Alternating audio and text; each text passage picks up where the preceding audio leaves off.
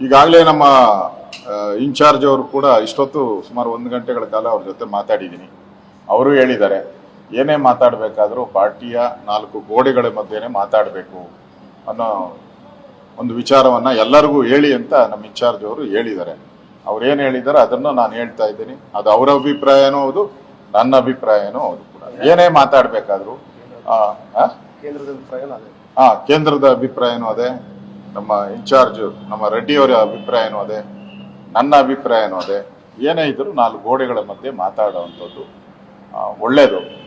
ಇಂಥ ಒಂದು ಸುವರ್ಣ ಅವಕಾಶ ನಮ್ಗೆ ಸಿಕ್ಕಿದೆ. ಕಾಂಗ್ರೆಸ್ ಅವರು ದಿನನಿತ್ಯ ಸ್ಕ್ಯಾಂಡಲ್ಗಳಲ್ಲಿ ಅಧಿಕಾರದ ದುರುಪಯೋಗ, ಭ್ರಷ್ಟಾಚಾರ, ಲೂಟಿ, 60% ಕಮಿಷನ್, ಬಾಣಂತಿಯರ ಸಾವು, ಮೈಕ್ರೋ ಫೈನಾನ್ಸ್ ಅಲ್ಲಿ ಸಾವು ಆಗ್ತಾ ಇರ್ತಕ್ಕಂಥದ್ದು, ಲವ್ ಜಿಹಾದು, ಬಹಳಷ್ಟು ವಿಚಾರಗಳು, ಮೂಡ, ವಾಲ್ಮೀಕಿ, ಈ ಥರ ಎಷ್ಟೊಂದು ಹಗರಣಗಳು ಸಿಕ್ಕಾಕೊಂಡಿದೆ.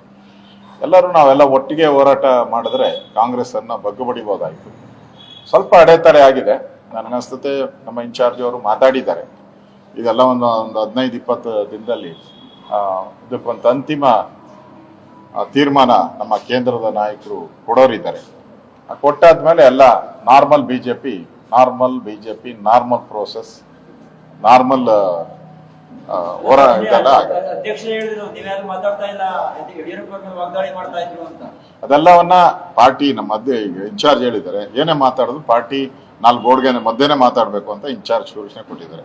ಅದಕ್ಕೆ ನಮ್ಮ ಪಾರ್ಟಿ ಇನ್ಚಾರ್ಜ್ ಏನ್ ಸೂಚನೆ ಕೊಟ್ಟಿದ್ರು ಅದನ್ನ ನಾವು ಪಾಲನೆಯನ್ನ ಮಾಡ್ತೀವಿ, ಶಿರಸಾವಹಿಸಿ ಪಾಲನೆಯನ್ನ ಮಾಡ್ತೀವಿ.